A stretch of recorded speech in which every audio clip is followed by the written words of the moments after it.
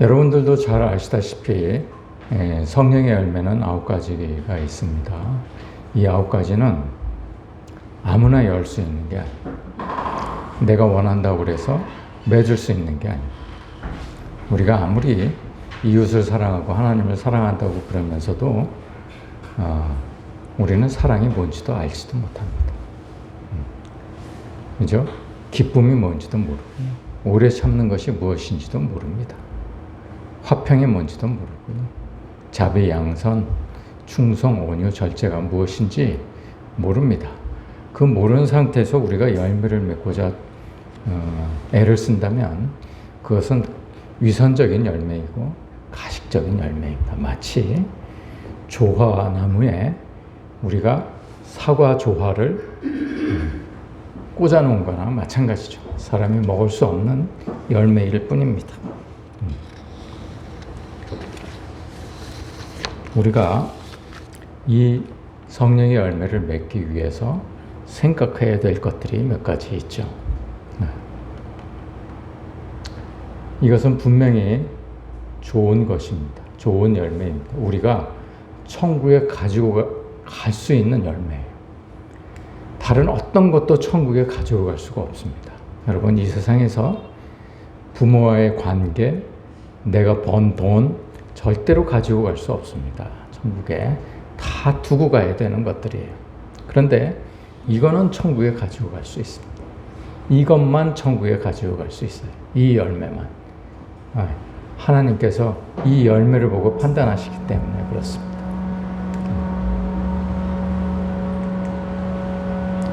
우리는요, 지금 이 상태입니다. 육과 혼이 연합된 상태이고 영은 죽은 상태입니다. 영이 죽었다고 해서 영이 아예 없어진 것은 아니고 우리의 본질이 영이기 때문에 영이 활동을 못하는 겁니다. 영이 활동을 못한다는 말은 하나님과 교감이 없다는 얘기예요. 영은 있으나 미미해서 하나님과 교감이 없다는 얘기입니다. 다만 우리는 이 혼이 육과 연합을 해서 잘 먹고 잘 사는 데만 관심이 많습니다. 육을 쫓아서, 이 혼이 육을 쫓아서 사는 거예요. 다 그렇습니다. 교회를 다니는 사람들 거의 대부분도 이런 상태입니다. 믿는 사람이든 믿지 않는 사람이든 다 똑같은 상태입니다. 이 상태가. 그래서 교회를 다니는 사람들이라고 별다른 게 없습니다. 이런 상태라면 교회를 안 다니는 사람하고 똑같습니다. 그런 다만 다른 게 있다면 우리는 구원받을 기회가 그나마 많은 것이죠. 가까이에서 늘 접할 수 있고 그래서 언제든지 자기가 마음만 먹으면 구원을 받을 길을 찾을 수 있는 것이죠. 이게 다른 것이죠. 그러나 그 전까지는 이게 안 믿는 사람도 다 이런 상태, 내가 잘 먹고 잘 사는 데에 관심이 쏠려 있는 것이죠. 좋은 집, 좋은 차, 편하게 사는 것, 좋은 음식, 이런 거에 관심이 많은 것입니다.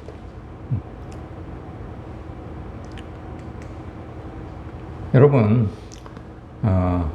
안 믿는 사람들도 굉장히 착한 사람들이 많습니다. 좋은 일 하는 사람들도 많고요. 힌두교인들도 착하고 좋은 사람들 얼마든지 많이 있습니다. 여러분, 이 사람이 누군지 잘 아시죠? 국민 가수입니다. 국민 가수. 사무엘은 잘 모르겠죠. 조용필이라는 국민 가수입니다. 앞에 국민자가 붙으면 대부분의 사람들이 다 좋아한다는 얘기입니다. 그 나라 사람들의 대부분의 사람들이 다 좋아한다는 얘기예요. 이 사람은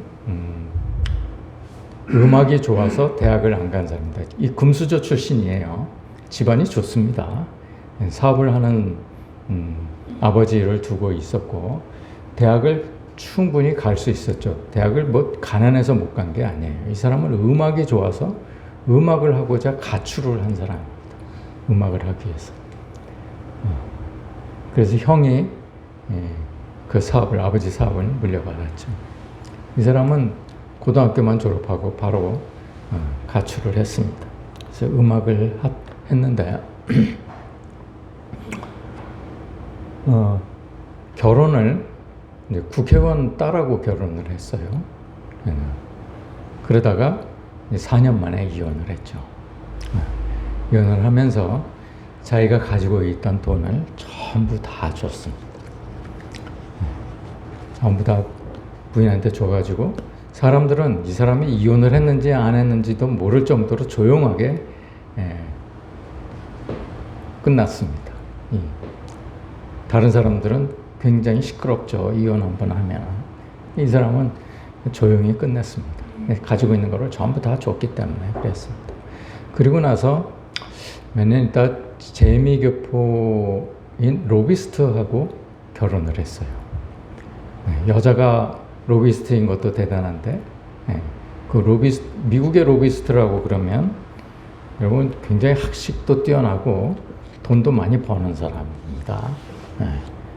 근데 그분이 심장병을 앓고 있었어요. 그래서 9년 만에 그 부인이 죽습니다.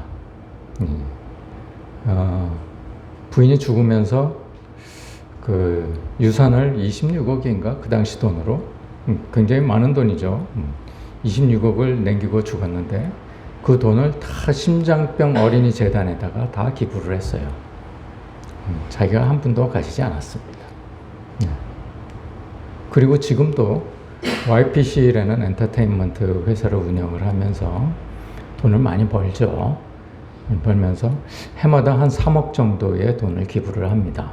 심장병 어린이들을 위해서 기부를 합니다. 지금까지 기부된 액수가요, 한 100억 정도 된다고 그럽니다. 지금 나이가 저보다 한 7살 정도 많은 것 같아요. 73세 정도 되는데, 지금까지 음악을 하면서 번 돈 중에 기부한 돈이 100억 정도 됩니다. 이러기가 쉽지 않죠. 여러분, 교회 다니는 사람들도요, 이런 사람 크게 드뭅니다. 별로 없어요. 이런 사람. 굉장히 착하죠. 굉장히 선하고요, 좋은 일 많이 하는 사람입니다. 이 사람 착하니까 천국에 갈 수 있습니다. 사람들은요, 간혹 가다가 그런 질문을 하는 사람이 있어요. 이순신 장군은 천국에 갑니까? 지옥에 갑니까? 이런 질문을 하는 사람이 있습니다. 아무리 좋은 일, 착한 일을 많이 한다고 그래서 천국에 가는 것은 아닙니다. 만일 그렇다면 교회 안 다니는 사람들이 훨씬 많이 갈 겁니다. 천국에. 왜? 교회 다니는 사람보다 교회 안 다니는 사람들이 착한 사람들이 더 많기 때문에 그렇습니다. 그런데 왜 못 갈까요?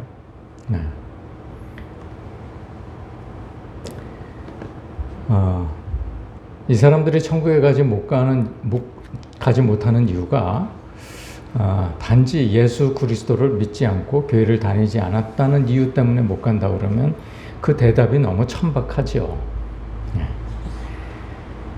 완전한 선, 완전한 착함이란 그리스도로부터 나오기 때문에 그렇습니다. 하나님에 의한 선이 아니고는 그 선이요, 자기의 상식선, 자기 수준에서의 선이기 때문에 그렇습니다. 아무리 좋은 일을 많이 하는 사람들이요, 그리스도가 없는 좋은 일은 자기 선에서 좋은 일일 뿐이기 때문에 그렇습니다. 그래서 완전한 선, 하나님께서 바라시는 선, 하나님과 동등한 그러한 선을 이루지 않고서는 우리는 천국에 갈 수 없는 거예요. 그래서 이순신 장군이나 이런 좋은 일하는 불교 신자가 갈 수 없는 이유가 바로 거기에 있기 때문에 그렇습니다. 하나님으로부터 나오는 선, 이것만이 완전한 선이기 때문에 그렇죠. 그런 사람들만 천국에 모입니다. 그렇지 않고서는 천국이 오염되기 때문에 그렇습니다.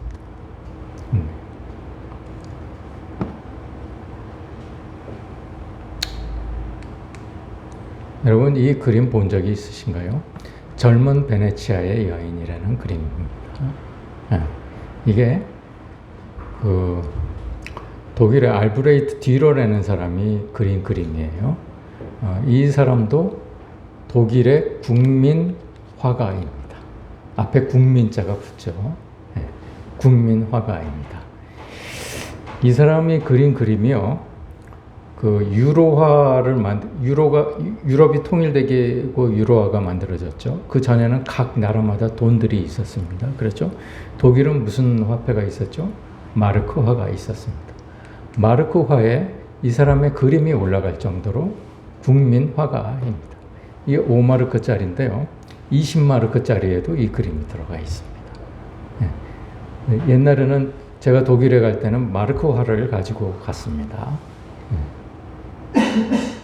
굉장히 노인 같으네요. 제가 보기에 생각하기에 이 정도로 그 유명한 국민 화가입니다.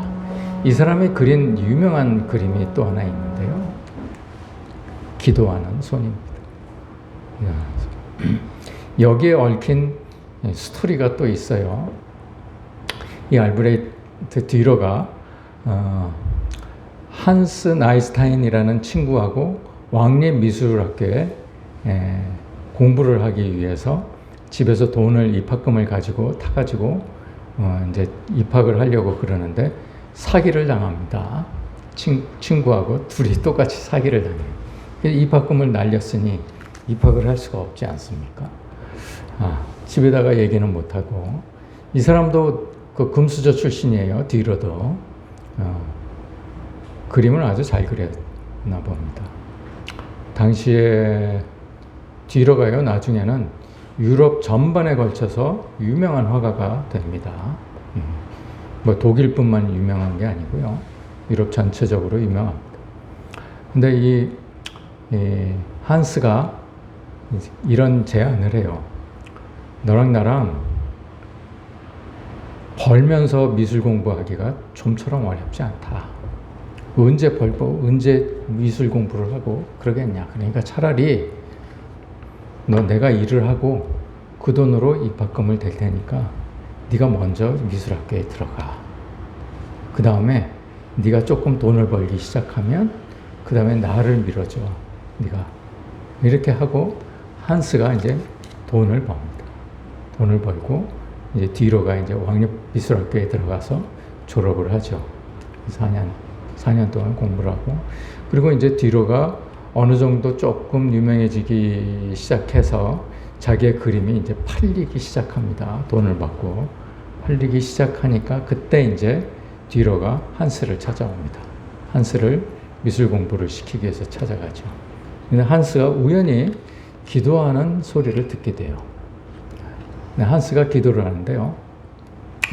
주님, 제가 뒤로를 공부를 시키기 위해서 채석장에서 일을 하다 보니까 손이 이제 굳어가지고 미술을 할 수가 없습니다. 그래서 지금 미술 공부를 해도 소용이 없을 것 같습니다. 그러니까 뒤로를 차라리 저를 공부시키기보다는 뒤로를 차라리 유명한 화가가 되게 해주십시오. 이렇게 기도를 합니다. 거기에 감명을 받아가지고 그린 그림이 기도하는 손이라는 얘기가 나놉니다. 뭐 사실인지는 잘 모르겠어요. 일단 뭐 그런 스토리가 있습니다. 이러한 좋은 스토리가 있다고 그래서 천국에 갑니까? 여러분, 우리가 착각하는 것이 있는데요. 교회를 다니면 착해야 돼, 정직해야 돼. 이런 관념을 사람들이 많이 가지고 있죠. 그래서 대부분 교회를 다니는 사람들 보면 착하고 정직합니다. 착하고 정직하면 천국에 갑니까? 그렇지 않습니다. 천국은요, 착하고 정직한 척 해가지고는 갈 수가 없습니다. 내 안에 그리스도가 없으면요, 착함이 내 선 수준에서 착함일 뿐이에요. 내 선함이 내 수준에서 선할 뿐이에요. 여러분, 하나님께서 원하시는 선은요, 다른 사람, 모르는 사람을 위해서 내 목숨을 바치는 겁니다. 하나님께서 주시는 선을 내 안에 갖게 되면 다른 사람들의 구원을 위해서 내 목숨을 바치기까지 이른다고요. 여러분 그렇게 하실 수 있습니까? 다른 사람들을 천국으로 가게 하기 위해서 내 목숨을 바칠 수 있습니까?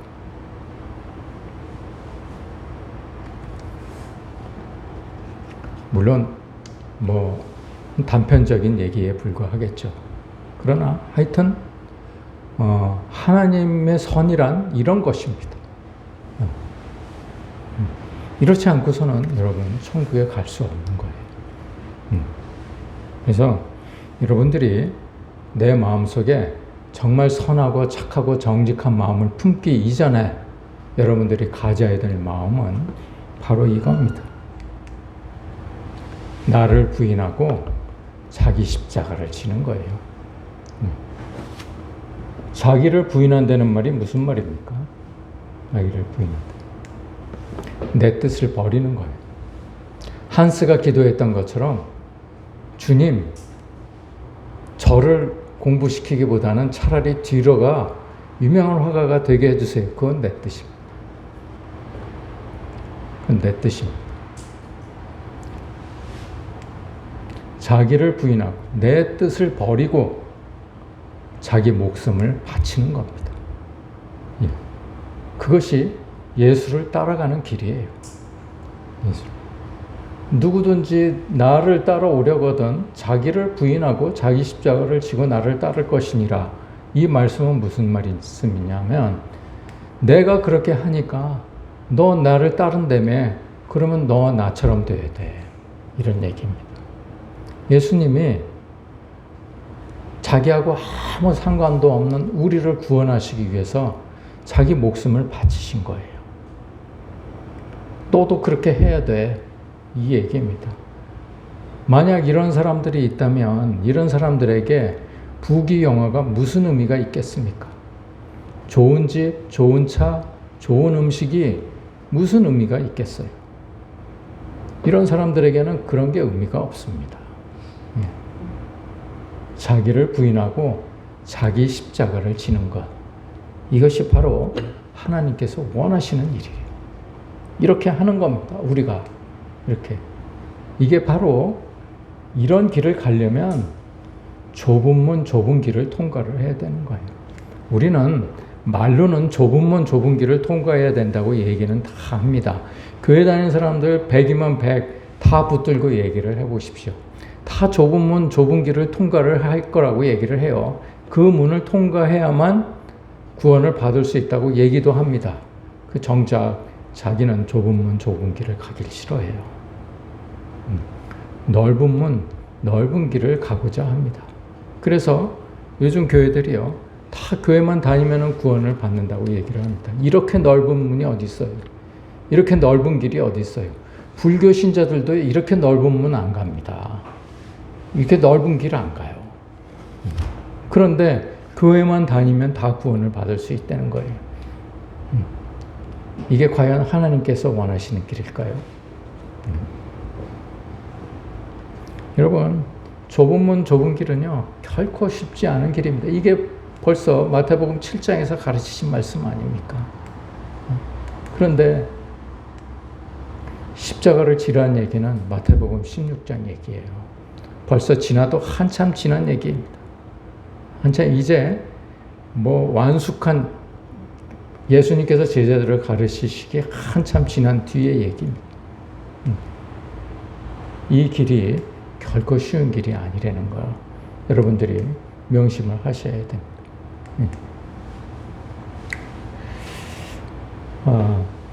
마태복음 21장에는요 이런 말씀이 나와요.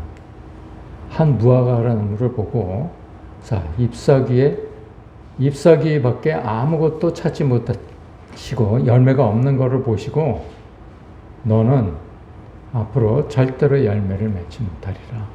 이렇게 말씀을 하세요. 이 말씀이 무슨 말씀입니까? 열매 맺지 못하는 사람은 절대로 천국에 들어갈 수 없다는 얘기입니다. 열매가 그렇게 중요하다는 얘기예요. 자기를 부인하고 자기 십자가를 지지 않는 사람들은 이 열매를 맺지 못하는 거예요. 절대로 천국에 갈 수가 없습니다.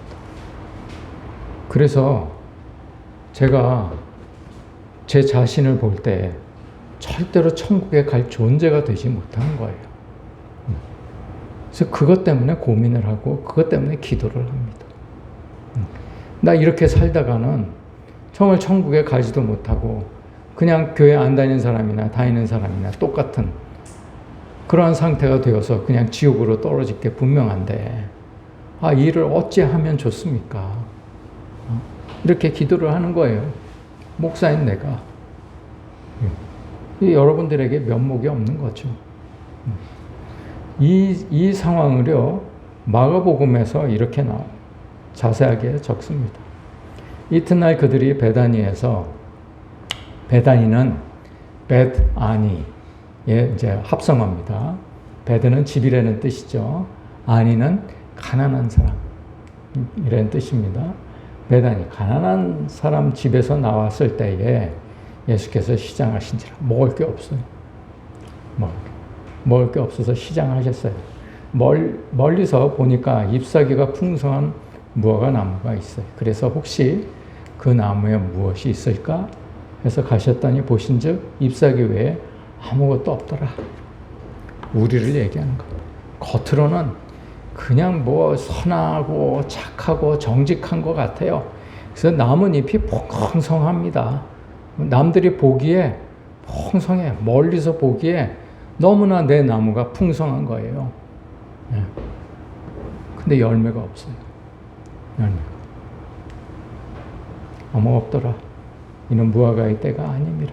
예수께서 나무에게 말씀하여 이르시되 이제로부터 영원토록 사람이 내게서 열매를 따먹지 못하리라. 너는 천국에 들어가지 못한다. 이 말씀이에요. 요거는 그동안에 제가 여러 번 말씀을 나누면서 설명을 드린 대로입니다. 무화과의 때가 아님이라도 설명을 드린 바 있죠.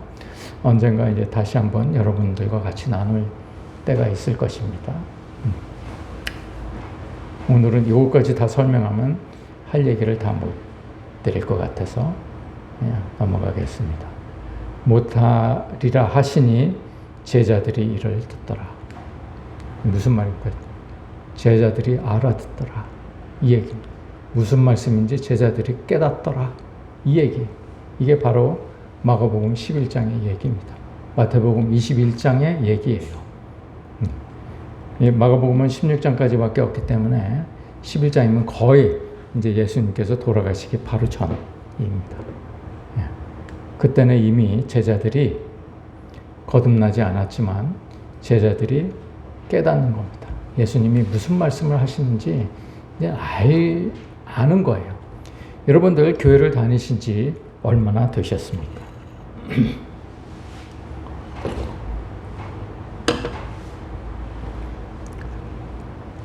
20년이 되셨습니까? 30년이 되셨습니까? 이제는 이 말씀이 무슨 말씀인지 깨달아야 돼요. 제자들은 기껏 해봐야 이제 3년째입니다. 물론 예수님께 저자 직강을 들은 사람들이지만 여러분 이제 20년, 30년 다니면 이제 예수님께서 무슨 말씀을 하시는지 깨달아야 되는 거예요.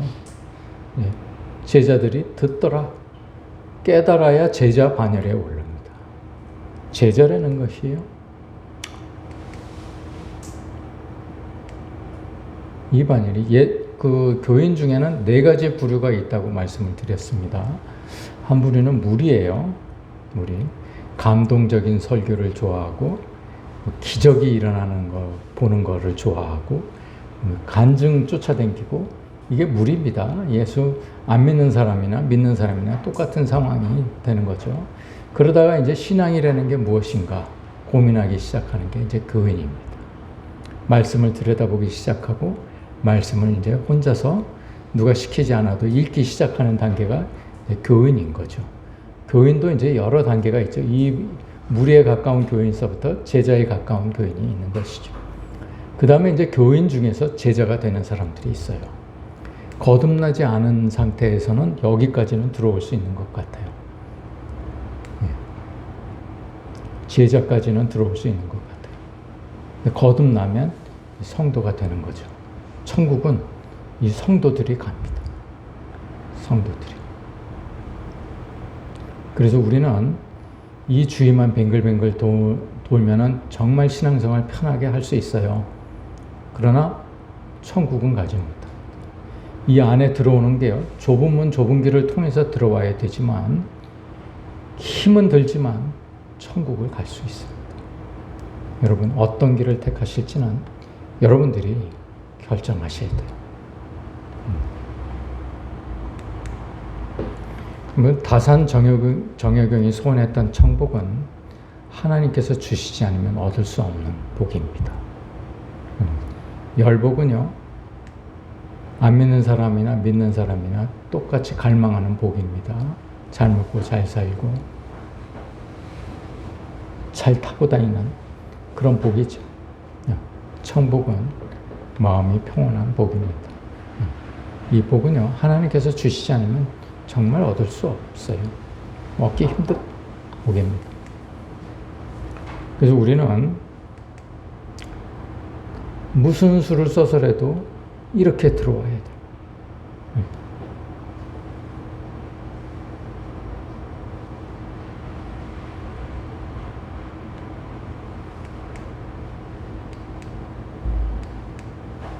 우리가 어떤 상황이든지 어떤 위치에 있든지 어떤 환경에 처해 있든지 성도가 되기 위해서 힘을 써야 돼요. 그래서 바울이 달려갈 길을 다 뒤를 돌아보지 않고 달려갔어요. 목표를 향해서 달려간 그 목표가 바로 여기입니다. 성도. 바울이 달려간 길은 이 길이에요. 우리는 그동안에 이 길만 열심히 달려왔습니다. 교회에 충성하고 교회 열심히 나가고 헌금 열심히 하고 봉사 열심히 하고 편하게, 정말 편하게 신앙생활을 해왔어요. 이 길을 백날 열심히 아무리 뛰어봐야 절대로 성도가 될 수 없는 거래요. 이 길로 들어와야 됩니다. 이 길. 희망적인 거는 거듭나기 전까지 이 반열까지 들어올 수 있다는 거예요. 제자 반열. 제자는요, 모든 것을 버려두고 자기 재산, 자기 가족을 다 버리고 하나님을 쫓은 사람들입니다. 근데 거듭나기 전까지는 이 반열까지는 들어올 수 있어요. 근데 거듭나기 전에는 절대로 이 반열에는 들어올 수가 없습니다. 이 성도가 바로 천국에 가는 겁니다. 제가 네팔에 은퇴를 하고 나서 정상적으로 은퇴를 하면 네팔에 이제 선교사로 가서 5년 동안 선교를 하려고 그랬던 이유가 이제 홈 사장에게 이러한 복음을 전하기 위해서였어요. 그런데 실패했습니다. 실패한 것 같아요. 홈 사장은 이러한 진리를 아직 깨닫지 못했습니다. 이런 진리를 알려고 하지도 않는 것 같습니다. 요즘 대부분의 교인들도 마찬가지입니다. 교회를 나가고는 있지만 열복밖에 바라는 게 없어요. 교인들이. 천복은 원하지도 않습니다.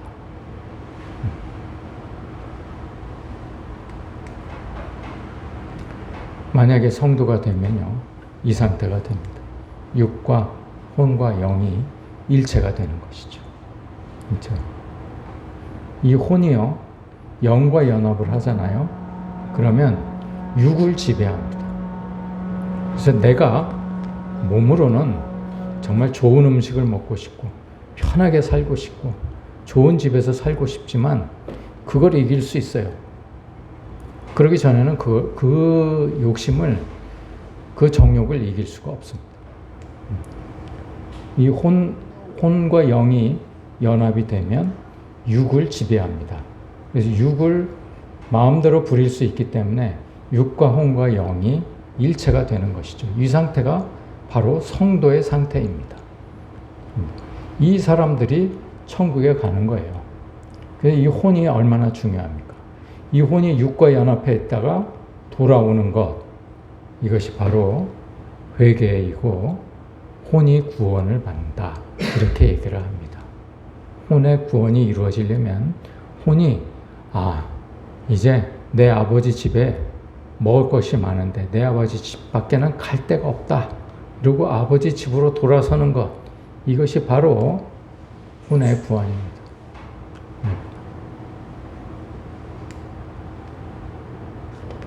이 진리가 굉장히 중요한 진리입니다. 내가 자신 있게 말씀을 드릴 수는 없지만 거의 모든 교회가 이런 진리를 가르쳐 주지 않아요. 저는 40년 동안 이 진리를 들어본 적이 없습니다.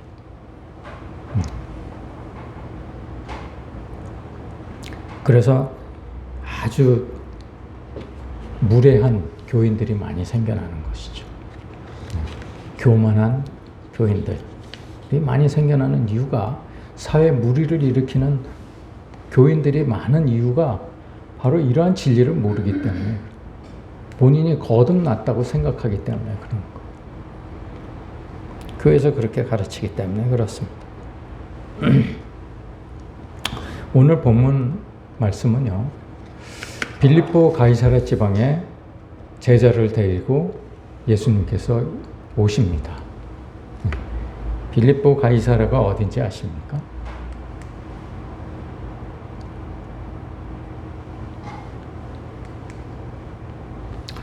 가이사랴라는 지명이 두 군데가 있어요.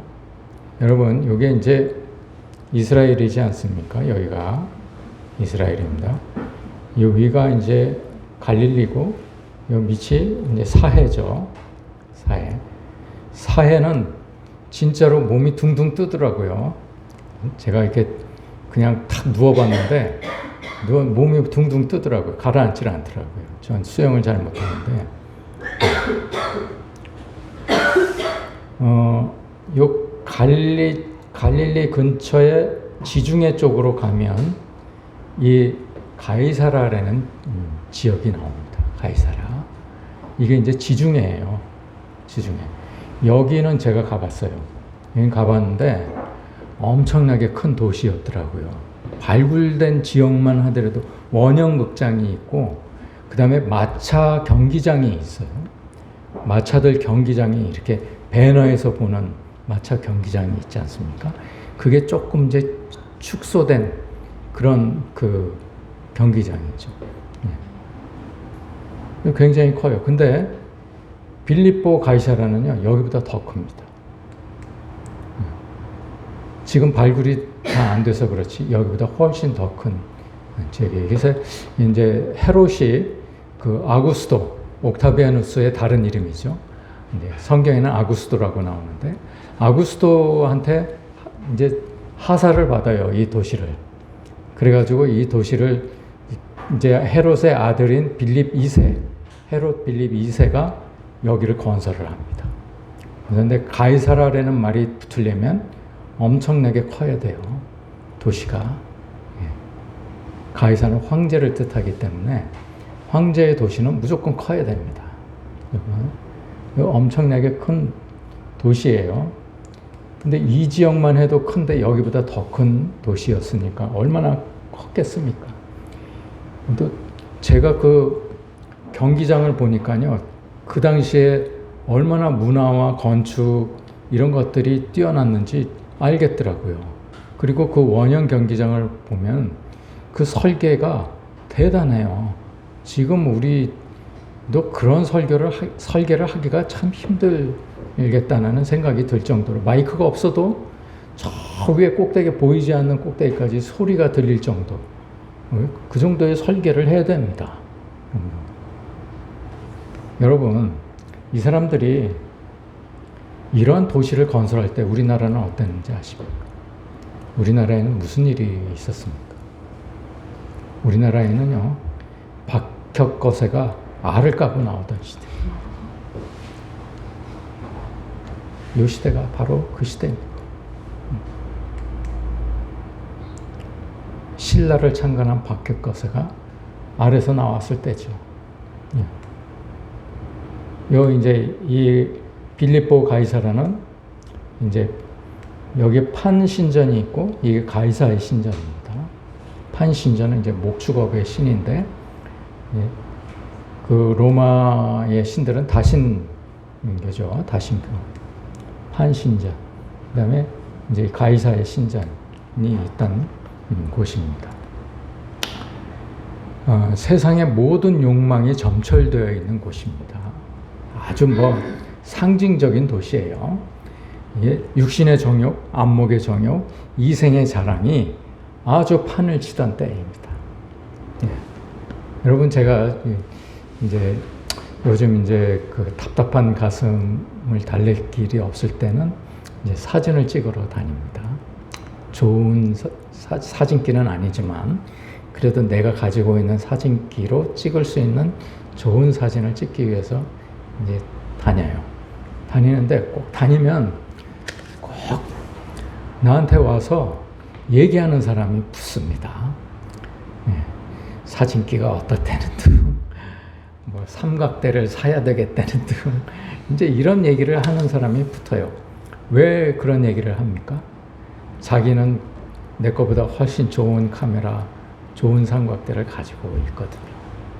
사랑하기 위해서. 사소한 건데도 자랑하고 싶은 욕망이 있는 거예요. 자기는. 예. 남한테 보여주고 싶은 욕망이 있는 거예요. 우리는 다 그런 마음들이 다 있습니다. 예. 그 사람 욕할 게 아니죠. 예. 우리가 조금만 남하고 조금 다른 게 있으면 남한테 드러나고 싶은 것이죠. 그러한 그 육신의 정욕, 안목의 정욕, 이생의 자랑이 점철된 상징적인 곳에서 예수님께서 베드로에게, 제자들에게 물어보십니다. 사람들이 나를 누구라 하느냐? 오늘 읽은 본문 말씀입니다. 그러니까 더러는 엘리야요, 더러는 요한이요, 이렇게 얘기를 합니다. 이게 무슨 말입니까? 하나님이 아니고 눈에 보이는 선지자일 뿐입니다. 이 얘기입니다. 예. 그러니까 예수님께서 다시 물어보십니다. 너희는 나를 누구라 하느냐? 어떻게 보면요, 이 거대한 도시하고 정반대인 예수님께서 제자들에게 이 도시를 배경으로 물어보시는 거예요. 너희는 나를 누구라 하느냐? 예수님이 얼마나 초라했겠어요. 행색도 초라하죠. 먹을 것도 제대로 못 먹으시죠. 그런 상태에서 제자들에게 물어봅니다. 이때 요나의 아들 시몬이 베드로가 되는 순간이 오지요. 주는 그리스도시요 살아계신 하나님의 아들이시니이다. 그러니까 예수님이 뭐라고 그러십니까? 바요나 시몬아, 내가 복이 있도다. 이를 내게 알게 하신 이는 혈육이 아니요 사람이 아니요 하나님이시다. 이 말이 무슨 말입니까? 네가 그 대답은 했지만 네가 제정신으로 대답한 게 아니다. 이거는 하나님께서 너한테 알게 해주신 거야. 이 얘기예요. 거듭나지 않은 제자의 상태라도 하나님께서 역사하시면 이 정도의 깨달음을 주신다는 얘기입니다. 오늘 제가 여러분들에게 전하고 싶은 얘기가 바로 그거예요. 거듭남이 너무 멀다고 생각하지 마십시오. 거듭남이 불가능하다고 생각하지 마십시오. 우선 제자가 되면, 거듭나기 전에 제자가 되면 여러분들이 하나님의 말씀을 깨닫기 시작합니다. 그리고 하나님께서 역사를 하세요. 베드로에게 역사하셨듯이 진리를 깨닫는 역사를 은혜를 주셔요. 제자가 되기에 일단 힘을 쓰십시오. 제자가 되려면 다른 거는 내가 가지고 있는 재산, 내가 가지고 있는 관계, 친구, 가족, 이런 것들이 내 구원보다 먼저이라는 생각을 하지 않는 것입니다. 우선순위가 다르다는 얘기예요. 버리라는 얘기가 아닙니다. 내가 구원을 받기 위해서 내 재산, 눈에 보이는 관계, 이런 것들은 그냥 언제든지 버릴 수 있는 그런 준비가 돼 있어야 된다는 얘기예요. 그게 제자의 상태입니다. 여러분, 제자 될 수 있어요. 제자가 되면 이 말씀들을 깨닫기 시작합니다. 말씀들을. 그러면 사도행전 2장 이후의 글들이 내 것으로 됩니다. 지금은 여러분들이 아무리 읽어도 사도행전 2장 이후의 글을 아무리 읽어도 여러분들 것이 될 수 없어요. 여러분들이 아직 제자의 반열에 들어서지 않았다면, 제자의 반열만 들었으면 그 말씀이 무슨 말씀인지를 깨닫게 되죠. 그러면 이 말씀을 여러분들이 여러분들 것으로 가질 수가 있는 것이죠. 예수께서 제자들에게 이르시되 누구든지 나를 따라오려거든 자기를 부인하고 자기 십자가를 지고 나를 따를 것이나. 너 나를 따라오려거든 나처럼 해야 돼. 나같이 해야 돼. 이 말씀이세요. 이게요, 목숨을 구원하고자 하면 이럴 것이요. 내가 육신의 목숨을 구하고자 하면 넌 영의 목숨을 잃어버려. 이런 뜻입니다. 사람이요, 재산이 아무리 많으면 뭐합니까? 이건희가 부럽습니까? 여러분? 이건희가 재산이 아무리 많아도요, 지금 그 상태가 되면 소용없잖아요. 죽으면 소용없잖아요. 그러면 여러분들 재산이 여러분들이 그렇게 모으려고 하는 그런 돈이 무슨 의미가 있습니까? 여러분, 무엇이 중요한지를 정말 아셔야 되는 거예요. 궁극적으로 여러분들이 추구해야 될 것이 무엇인지를 여러분들이 아셔야 된다는 것이죠. 예. 목숨 잃으면 아무 소용없는 것들이에요. 내가 목숨을 잃고 나서 천국에 가지고 가서 심판을 받을 때 유일하게 내놓을 수 있는 것, 바로 성령의 열매입니다.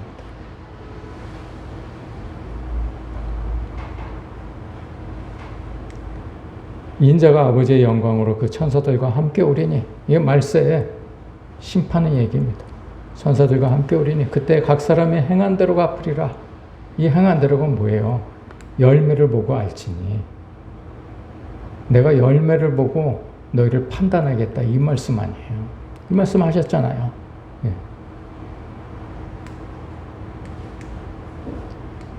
여러분, 부디요 제자가 되기 위해서 먼저 그의 나라와 그의 의를 구하십시오. 하나님의 나라와 하나님의 의예요. 이게 뭐냐? 먼저 여러분들의 구원을 구하라는 얘기입니다. 구원. 이게 벌써 마태복음 6장서부터 가르치신 내용이에요. 네. 너희는 먼저 그의 나라와 그의 의를 구하라. 그리하면 나머지 것들은 다 하나님께서 주신다. 이 말씀이신 것입니다. 여러분, 제자가 되시기에 힘쓰는 여러분들이 되십시오. 언젠가 하나님께서 여러분들을 성도로 인도하시는 그 순간이 오게 될 것입니다. 그 영광스러운 날들을 위해서 여러분들이 매진하는 한 주간이 되시기를 간절히 소원합니다. 기도하시겠습니다. 하나님은